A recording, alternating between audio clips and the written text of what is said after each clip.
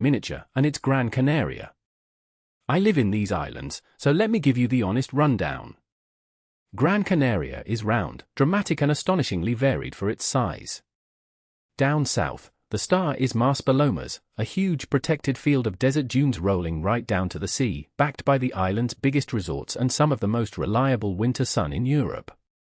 But most visitors never leave that southern strip, and that's their mistake, because the real magic is inland.